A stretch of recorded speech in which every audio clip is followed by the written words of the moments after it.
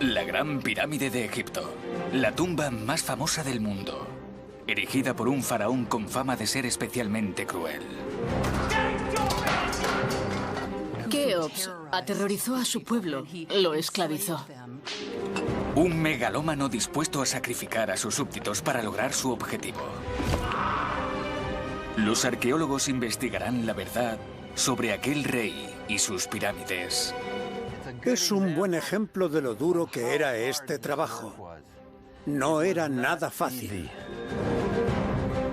Y descubrirán extrañas ceremonias y la increíble ciudad perdida de los obreros de las pirámides. Son esos momentos congelados en el tiempo, los que te lo cuentan todo sobre el antiguo Egipto. ¿Es esta maravilla del mundo antiguo un monumento a la monstruosidad?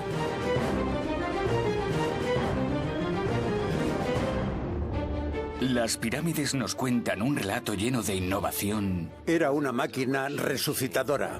Misteriosos rituales. Todo eso ayudaba al difunto a recargar su energía y vivir eternamente. Trabajo extenuante e intrigas palaciegas que nos descubre los secretos mejor escondidos de los faraones. Cada momia es distinta, nunca sabes lo que te vas a encontrar. Nos permite atisbar en el día a día de los trabajadores y desvela la asombrosa historia del antiguo reino de Egipto. No es solo que el antiguo Egipto hiciera las pirámides, sino que las pirámides conformaron el antiguo Egipto.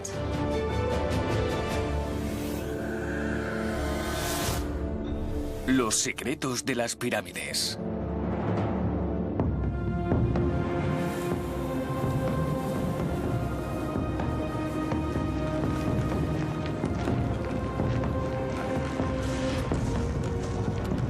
Hacia el año 2483 a.C., el reinado de un faraón llamado Keops llegaba a su fin.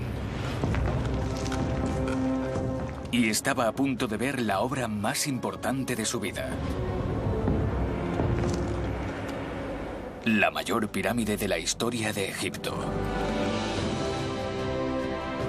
La Gran Pirámide de Giza.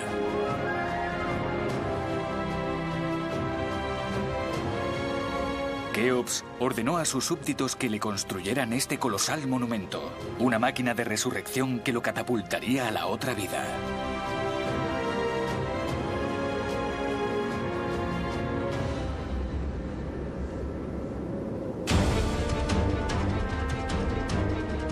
Hoy, unos 4.500 años después, la Gran Pirámide es la única maravilla del mundo antiguo que sigue en pie. Mide más de 130 metros de altura y está formada por 2,5 millones de bloques de piedra. Tardaron más de 25 años en construirla. Durante mucho tiempo, nadie supo a ciencia cierta cómo movilizó Keops a todo el país para levantarla.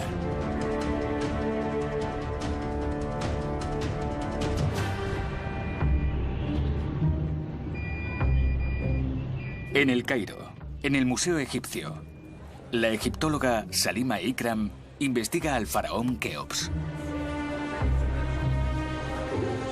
Este museo alberga 170 tesoros, pero solo uno lleva el rostro del faraón más ambicioso. Una pequeña figura de marfil de tan solo 7 centímetros. Es la única estatua que tenemos que lleva inscrito el nombre de Keops. Tiene los elementos básicos de las representaciones de los faraones. Resulta irónico porque es el faraón con la pirámide más grande y esta estatua es diminuta. Es muy extraño porque debería haber muchas más representaciones de este faraón. ¿Dónde están las imágenes de sus otros templos? ¿Dónde están las grandes estatuas? Lo que le pasó a Keops fue muy curioso. Puede que el hecho de que solo se conserve una estatua de él guarde relación con su desacreditada reputación.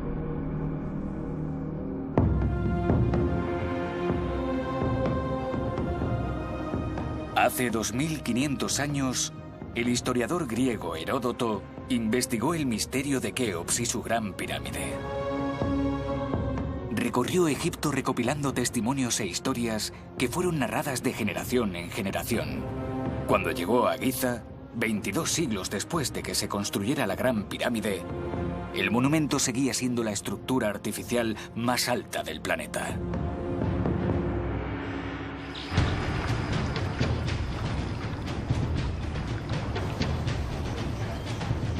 Heródoto decía que los egipcios recordaban a Keops como un tirano que siempre estaba insultando a viva voz.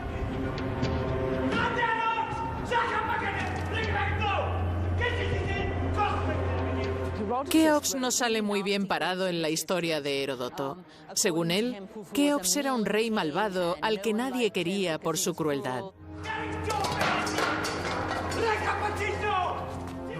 Heródoto escribió que Keops aterrorizó a su pueblo y lo esclavizó para que construyera la Gran Pirámide.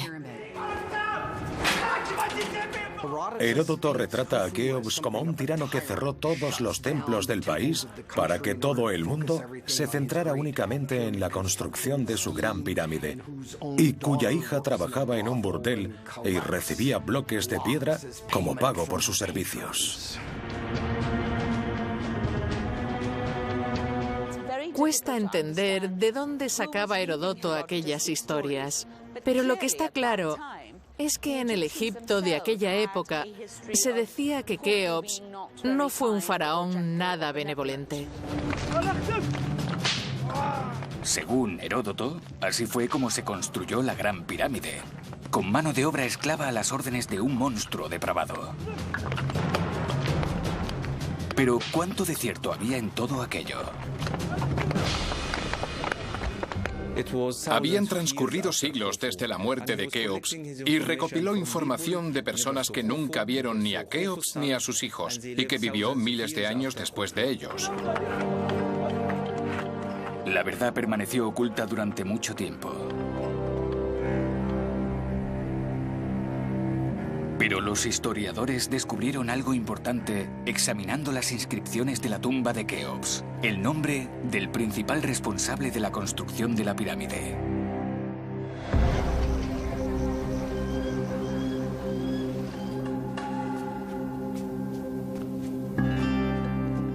Keops puso al mando de las obras a su visir Emi-Unu. Emi-Unu era el sobrino de Keops, y por sus títulos sabemos que estaba al mando de las obras de construcción de la Gran Pirámide. Emi-Unu creció en el seno de una familia constructora de pirámides. Su padre fue el arquitecto del padre de Keops, Snofru. Por suerte contaba con la experiencia necesaria para satisfacer las enormes expectativas de Keops.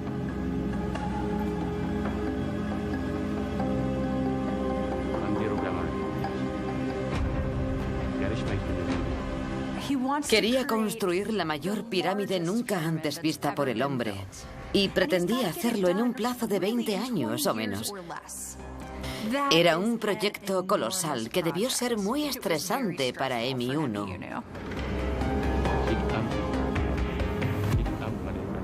Keops le ordenó algo más: construir su mausoleo lejos del de sus ancestros.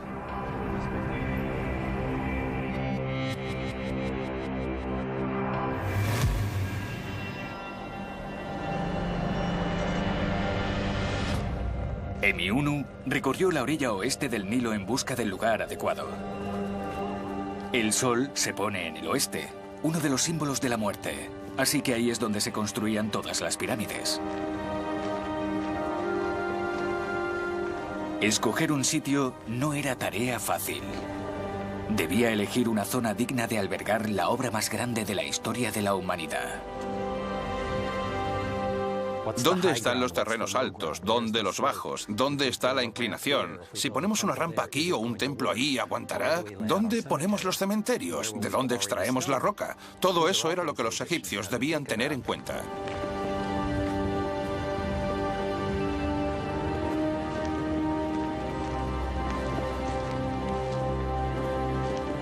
Emi-Unu debía evitar por todos los medios que le ocurriera lo mismo que a su padre Nefermat.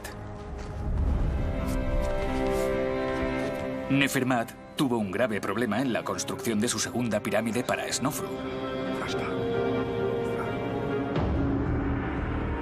La ambiciosa pirámide lisa que ya tenía medio terminada comenzó a derrumbarse. Los cimientos no eran lo bastante fuertes como para soportar el peso de la estructura. Para impedir que se derrumbara del todo, se vio obligado a cambiar el ángulo de las caras de la pirámide, dándole el nombre por el que se la conoce hoy en día, la pirámide acodada. El rey consideró que aquella extraña pirámide no era digna de él, y Nefermat tuvo que empezar de cero una nueva.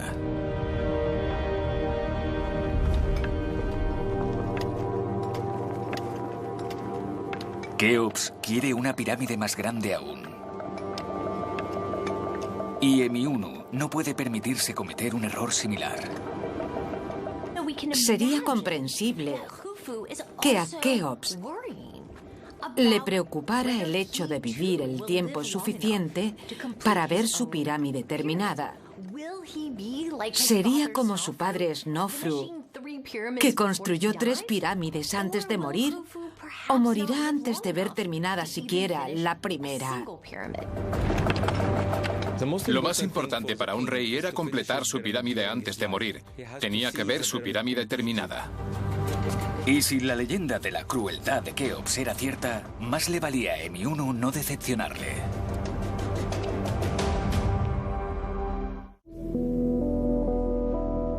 Los ingenieros de Emiunu pasaron días y días en el desierto, examinando el lecho rocoso en busca de la ubicación ideal para la pirámide del rey Keops. Recorrieron kilómetros de desierto analizando la naturaleza de la roca y la ondulación del terreno, hasta que dieron con el lugar perfecto. Giza.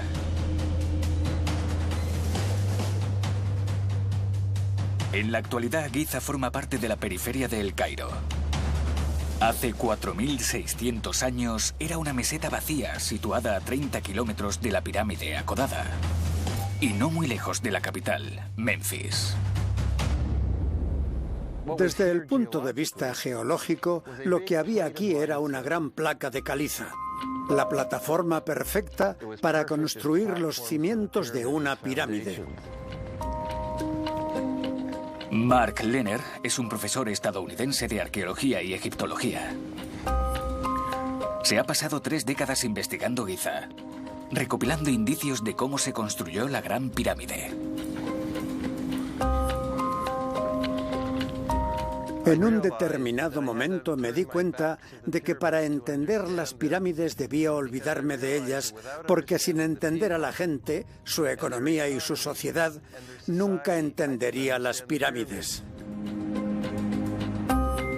Al sur de la pirámide está el otro motivo que hizo que Emiunu se decantase por este lugar.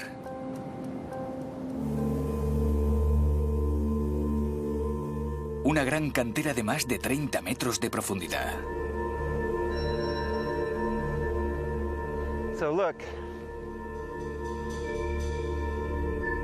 Aquí estoy viendo algo que los canteros de la época también vieron.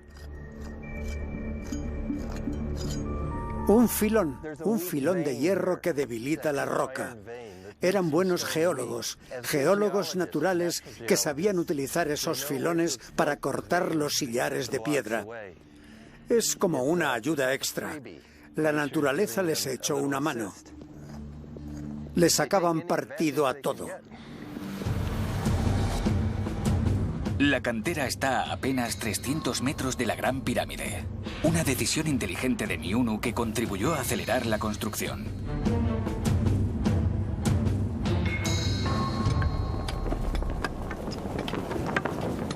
Pero terminarla a tiempo requeriría un esfuerzo sobrehumano. Y algo de ayuda por parte de los dioses.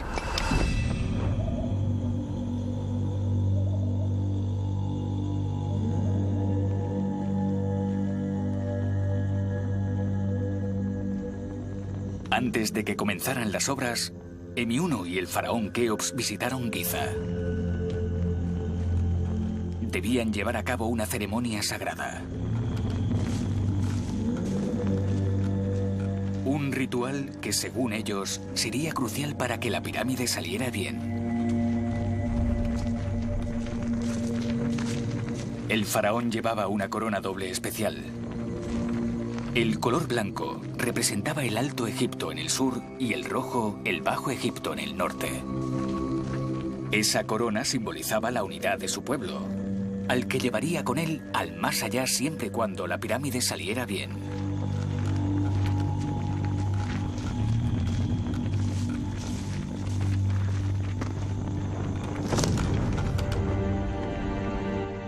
La suma sacerdotisa iba vestida como la diosa de las matemáticas y la astronomía, Seshat. Y portaba un aparato de medición llamado Merhet.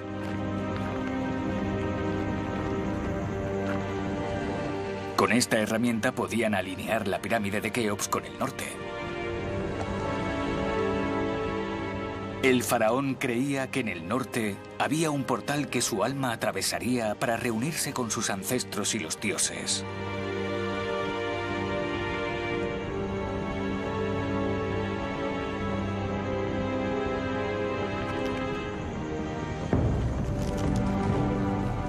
Lo que hacía que la orientación de la pirámide fuese un poderoso símbolo, igual que su tamaño. Sus topógrafos utilizaron cuerdas para medir los 230 metros que ocuparía cada lado.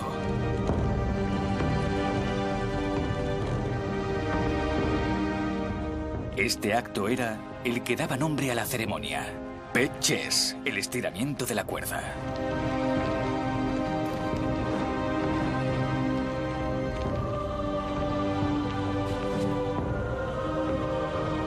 Una vez concluida la ceremonia, Keops le da nombre a su tumba. Ahed Khufu, el horizonte de Keops. Después de morir, el faraón se fusionará con el dios Sol y desaparecerá cada noche en el horizonte para renacer al día siguiente con las primeras luces del alba. El ritual ha concluido y los dioses están satisfechos. Pero Emiunu aún debe terminar de diseñar la Gran Pirámide.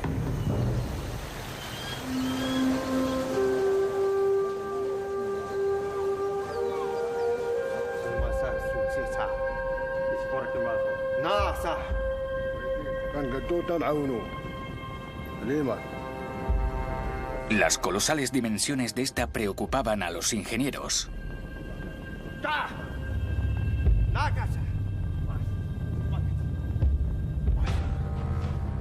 Pero Emiunu no tenía elección.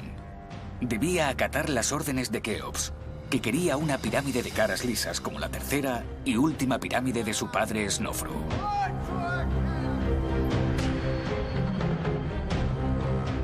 La pirámide roja de Snofru medía 105 metros.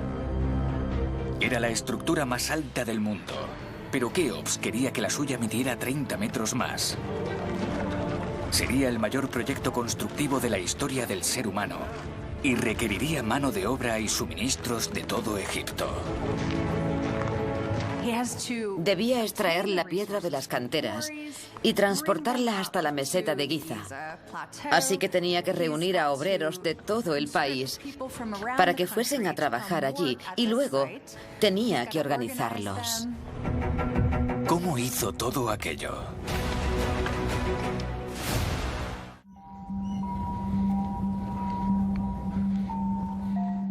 En la meseta de Giza, Mark Lehner investiga si es cierto que el faraón Keops era un tirano que esclavizó a su pueblo, obligándolo a construir su gran pirámide.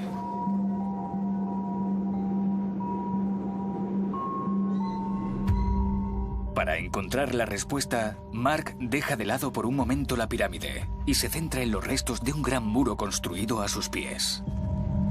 Se llama el Muro del Cuervo. Mide 200 metros de largo. En nuestras excavaciones hemos descubierto que mide 10 metros de ancho y otros 10 de alto. Este muro nos dice que querían que el complejo perdurase. Al norte del muro está la Esfinge, las tumbas, los cementerios, las pirámides. Leonard se hace una pregunta lógica. Si esta necrópolis estaba a un lado del muro, ¿qué había al otro lado? Supongo que al sur había infraestructuras, asentamientos. Mark tiene razón. Tras este muro, los arqueólogos desenterraron una gran ciudad oculta.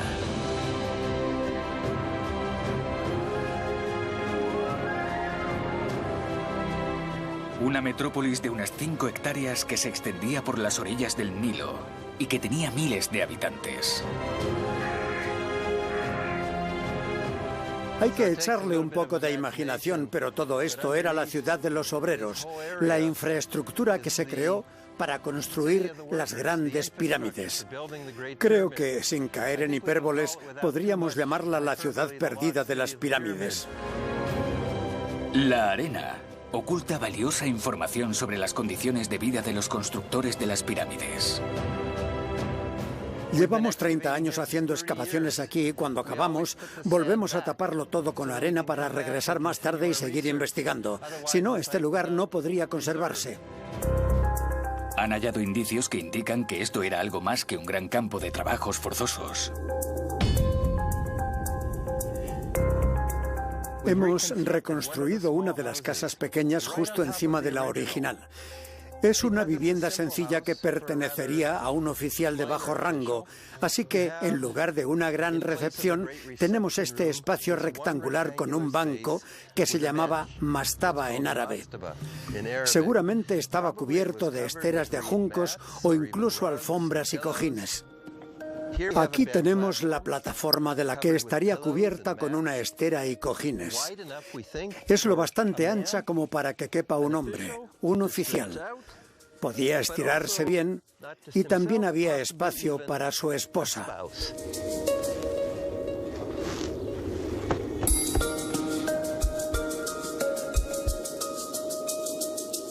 En la parte trasera de una casa, el equipo de Mark encuentra un horno de pan y otros utensilios para preparar alimentos. Hemos encontrado un sitio para cereales, para trigo, probablemente. Lo molían para hacer harina y uno de los miembros de la familia se ponía así, de rodillas. Molía el cereal hasta producir la harina que luego guardaba en pequeñas vasijas.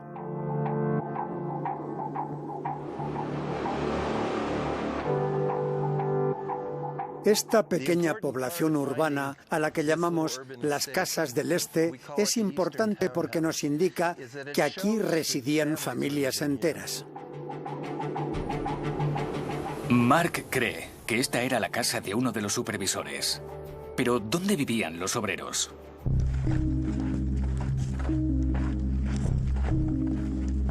Tras excavar todo el yacimiento, Mark descubre dónde vivían. Los urbanistas dividieron la ciudad en 3 distritos. En uno vivían los nobles, los supervisores y la Guardia Real. En otro estaban las panaderías, los mataderos, las cervecerías y los artesanos. En el centro de la ciudad residía la colosal mano de obra que requería la pirámide. Los obreros vivían en edificios con habitaciones alineadas que medían más de 30 metros de largo. En cada uno residían varias docenas de obreros.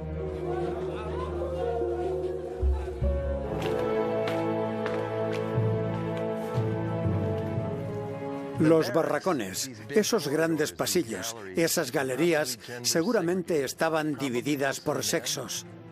Habría sobre todo hombres jóvenes que iban rotando en los turnos de trabajo, hombres jóvenes provenientes del Días de todo Egipto que seguramente se reunían en pequeños grupos. No da la impresión de que los barracones de los trabajadores estuviesen cerrados y apartados como si fuesen una especie de campo de trabajo. De hecho, estaban en el centro de una gran ciudad. Mark ha descubierto dónde vivían y también hay indicios de cómo vivían. Hay pruebas de que se trataba bastante bien a los obreros de las pirámides. Llegaba mucha carne a la ciudad para ellos. En las excavaciones de la meseta de Giza encontraron grandes moldes de pan, por lo que se deduce que la gente se alimentaba principalmente de pan. También se han hallado restos de bagre, así que sabemos que los obreros también lo comían con regularidad. No llevaban una vida tan precaria como la mayoría de la gente en la Edad del Bronce. Si trabajabas en uno de aquellos proyectos reales, podías dar por hecho que recibirías comida en cantidades razonables y con regularidad. El bienestar de los trabajadores era clave para el éxito del proyecto. Si quieres que la pirámide esté lista a tiempo, debes tener contentos a tus trabajadores. Tienes que alimentarles bien y mantenerlos fuertes. Para levantar piedras pesadas hay que estar bien alimentado. No puedes estar pasándolo mal día sí y día también. Todas las pruebas encontradas por Mark contradicen la leyenda de que Keops esclavizó y maltrató a sus obreros. Esta nueva información pone en entredicho mucho de lo que creíamos saber sobre la construcción de las pirámides. No se han hallado pruebas documentales del Egipto de aquella época que respalden el testimonio en el que Heródoto habla de 100.000 esclavos. El pueblo de los obreros de Giza, que está relacionado con la Gran Pirámide, nos muestra que eran profesionales. Había muchas personas muy bien formadas que seguramente transmitían sus habilidades de padre a hijo, de madre a hija, etc. Eran profesionales que participaban en un gran proyecto constructivo.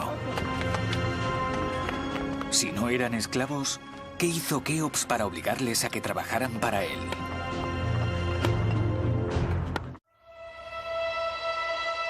Las pruebas halladas en una ciudad perdida sugieren que los constructores de la Gran Pirámide no eran esclavos del faraón Keops. En lugar de eso, lo más probable es que fuesen artesanos profesionales y obreros reclutados mediante un sistema similar al del servicio militar. Muchos jóvenes se registraron para ser reclutados y trabajar en las obras de la Gran Pirámide. Imaginaos aquellos campesinos que llegaban en barco hasta la meseta de Giza y veían aquella gigantesca pirámide alzándose en la distancia y a los obreros transportando bloques de piedra de 2,5 toneladas. Debía ser asombroso para ellos. Keops congregó a su gente en torno a un objetivo común, motivándola con comida, sentido del deber y camaradería en lugar de con fuerza bruta. No creo que fuesen obreros que estaban allí por obligación, realizando trabajos forzados y que prefirieran estar en cualquier otro sitio y no tener relación alguna con el faraón. Reuniendo mano de obra procedente de todos los rincones de Egipto, Keops propagó sus ideas y su influencia por todo el país. Uno de los aspectos positivos de la construcción de las pirámides fue que ayudó a extender el poder del rey por el país y contribuyó a crear una cierta identidad nacional. Todos los que participaron en la construcción de las pirámides creían que mediante ese proyecto estaban construyendo Egipto. Ayudaban a resucitar a su rey.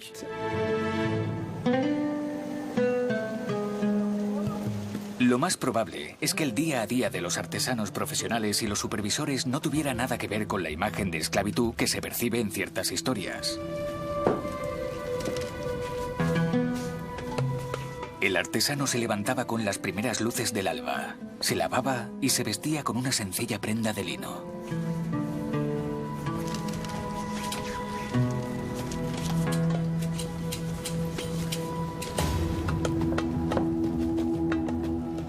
Rodeado por su familia, recitaba sus oraciones. Veneraba al dios Ra, el dios del sol y creador del universo.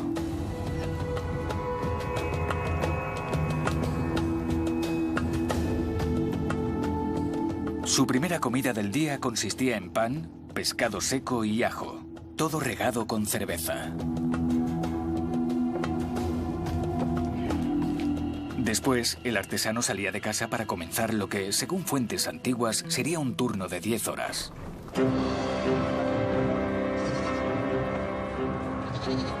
El artesano cruzaba una de las calles principales, que ya estaría bullendo de actividad. Sería la primera vez en la historia que un faraón congregaba a tantos agricultores, artesanos y obreros en el mismo lugar. No olvidéis que eran jóvenes procedentes de pequeños pueblos que tendrían unos pocos cientos de habitantes y llegaban aquí a Giza, donde habría miles, decenas de miles de personas. Cuando esos jóvenes regresaban a su pueblo, no eran los mismos que se fueron. Volvían con una nueva identidad, con la idea de pertenecer a algo más grande. Mark Lehner cree que el muro del cuervo marcaba la frontera entre la ciudad y la pirámide. Lo más seguro es que aquellos jóvenes obreros pasaran todos los días por esta puerta porque al otro lado estaban las canteras, que era su lugar de trabajo. El muro del cuervo también tenía una simbología.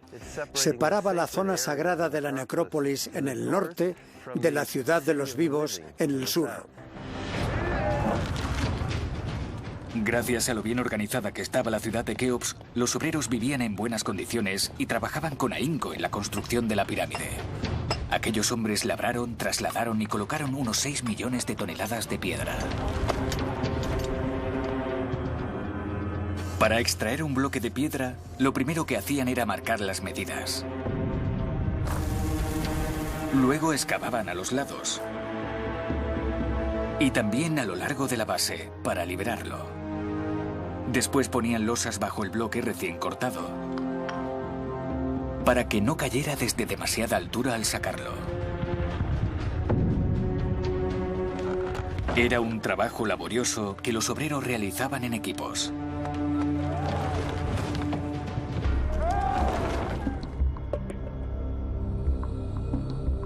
Los egiptólogos calculan que en esta cantera trabajaban 2000 picapedreros que extraían 200 bloques al día, cada uno de unas 2,5 toneladas de peso. Este es uno de los grandes bloques de piedra. Es un muy buen ejemplo de cómo una persona dividía estos grandes bloques cortándolos como si fuesen trozos de tarta. No era una tarea agradable. Esa persona o personas se pasaban todo el día aquí metidos trabajando. Tiene el ancho justo para que quepa uno. Con el percutor, el mazo y el cincel iban agrandando esta grieta. Lo sabemos por estas marcas estriadas que dejaron. Es un buen ejemplo de lo duro que era este trabajo. No era nada fácil. El trabajo no es solo duro, también es peligroso. Se cree que los accidentes eran frecuentes y brutales. Pero para que la pirámide estuviese lista a tiempo, Keops no podía permitirse perder a sus obreros por heridas derivadas de ellos. Los obreros de las pirámides sufrían todo tipo de problemas causados por la dureza de su trabajo.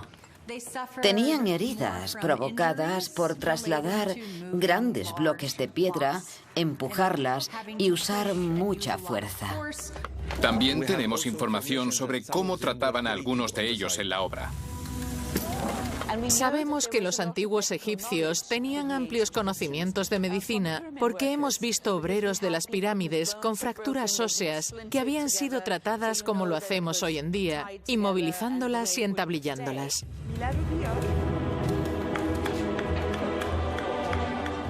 Los historiadores han descifrado inscripciones en tumbas que aportan más datos sobre los cuidados médicos que recibían los obreros. Peseshet fue una mujer fascinante del antiguo Egipto. Sabemos que vivió durante el reinado de Keops, porque su nombre aparece en un mausoleo con el insólito título de Supervisora de Mujeres Sanadoras. Por desgracia, no sabemos nada más. No estamos seguros de si Peseshet era una sanadora también, pero todo parece apuntar a que así era.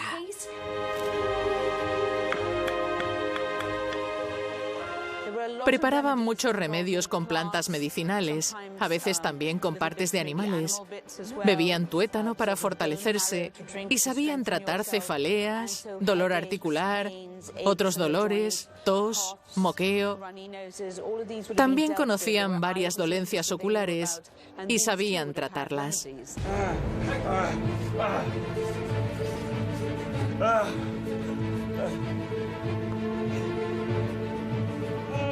Los huesos rotos eran un grave problema. En crónicas de periodos posteriores de Egipto se explica cómo funcionaban las visitas al médico.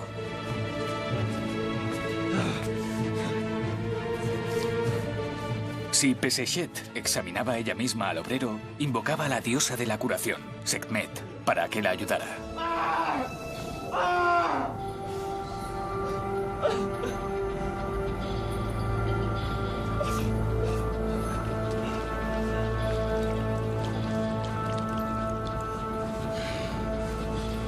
Luego, mediante un método que aún se practica hoy en día, trataba el brazo fracturado. Primero realineaba el hueso y después lo inmovilizaba con una tablilla de madera.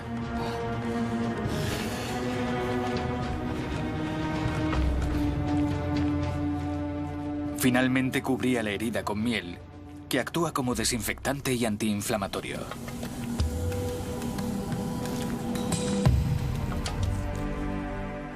La sanación estaba ligada a la magia. Si te picaba un escorpión, ibas a que te viera una sanadora o un sanador y te prescribiera un hechizo. Un increíble nuevo hallazgo nos descubre la importancia que tenían la religión y la magia en las vidas de los obreros de las pirámides.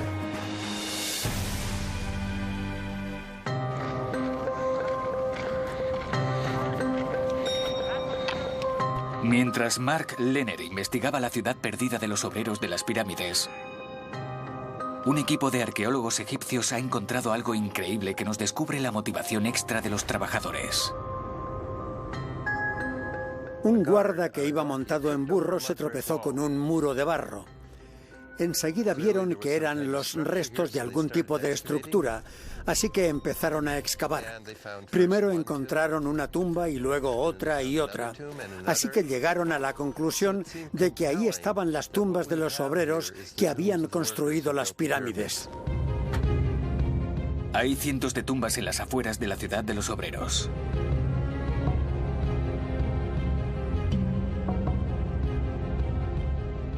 La excavación de este yacimiento duró muchos años y creo que es uno de los descubrimientos más importantes que se han llevado a cabo en Giza en el último siglo. Ahora estamos en la parte inferior donde están las pequeñas mastabas. Están hechas de ladrillos de barro y roca partida. Lo más seguro es que la mayoría de los que fueron enterrados aquí fuesen obreros. Parece que las personas con un estatus social inferior fueron enterradas abajo y que a sus superiores los enterraron en la parte de arriba. Se hallaron pruebas muy interesantes que confirman esta teoría. Una de las tumbas, por ejemplo, tenía inscrito el título de Supervisor de las caras de la pirámide.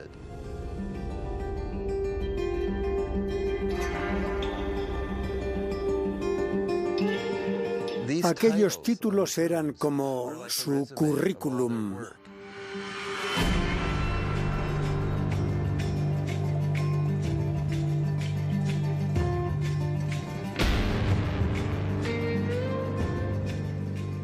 Los que podían permitírselo empezaban a construir sus tumbas mucho antes de morir y se aseguraban de que se grabaran las inscripciones que querían. Si conseguían un ascenso, encargaban grabar ese nuevo título en su tumba. Son esos momentos congelados en el tiempo de las paredes de las tumbas de Giza, los que te lo cuentan todo sobre la sociedad del antiguo Egipto.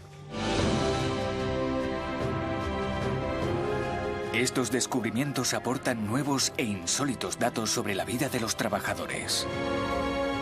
Examinando sus huesos, los objetos funerarios que los acompañaban y los elementos decorativos de sus tumbas, rellenamos los huecos que nos faltaban. La ubicación de estas tumbas apunta a la motivación extra de los obreros. Aprovechar que el faraón se iba en su pirámide al más allá para unirse al viaje. No lo sabemos a ciencia cierta, pero creo que el prestigio de haber participado en la construcción de la Gran Pirámide fue una motivación para quienes estuvieron implicados en el proyecto. Si trabajabas en el proyecto real de Giza, ayudando a crear la pirámide más grande de la historia de Egipto, tu recompensa no era tan solo el salario que recibías a diario, sino la posibilidad de ser enterrado cerca del rey en Giza. Es de suponer que los que pudieron construir sus tumbas cerca de la pirámide se beneficiaron del carácter semidivino o divino del faraón, descansando junto a su mausoleo. La existencia de un cementerio obrero en Giza también pone en entredicho el testimonio de Heródoto, que hablaba de 100.000 esclavos realizando trabajos forzosos. Esto nos indica que no eran esclavos. Si lo hubiesen sido, nunca habrían sido enterrados junto a la pirámide. No habrían querido estar bajo la sombra del faraón. El relato de Heródoto que retrata a Keops como un esclavista me recuerda a las típicas respuestas modernas. ¿Cómo pudo construir una estructura semejante? Obviamente obligando a todo el mundo a que trabaje para ti.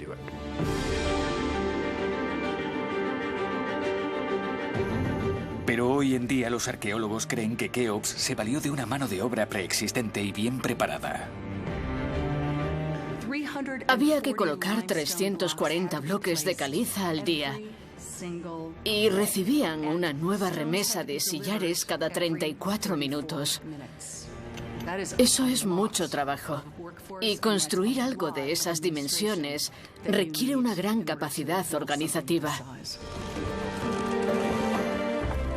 La Gran Pirámide de Keops ayudó a apuntalar la estructura económica y administrativa del antiguo Egipto. En aquella época había una nueva generación de obreros, administradores y artesanos que estaba debidamente formada y que fue capaz de erigir la mayor pirámide del antiguo Egipto. Al igual que su padre, Keops creó granjas y la infraestructura necesaria para abastecer a sus obreros. Creando esos recintos agrarios y poniendo al mando a gente capaz de trabajar la tierra y obtener cultivos, se sacó realmente provecho de esas tierras. Además, el éxito de esos proyectos propició la creación de más ciudades y explotaciones agrarias que también formaron parte de Egipto. El país estaba mucho más unido que en reinados anteriores. Una tremenda cantidad de personas trabajaba unida por un objetivo común: construir una monumental tumba para su rey. Durante esa generación, vemos que los egipcios trabajaron como un solo hombre para llevar a cabo un proyecto colosal y unificado, y eso contribuyó a mejorar la estabilidad del Estado. Keops hizo todo lo que pudo para que su pirámide estuviese lista antes de su muerte. Nombró a su visir Emiunu jefe de proyecto. Construyó una ciudad para sus trabajadores y les proporcionó alimentos y cuidados médicos. Además, les motivó con la promesa de dejarles construir sus tumbas cerca de la pirámide. Pero 20 años después del comienzo de las obras, la Gran Pirámide aún no estaba lista. Y si no se terminaba antes de que Keops muriera, todo el esfuerzo sería en vano.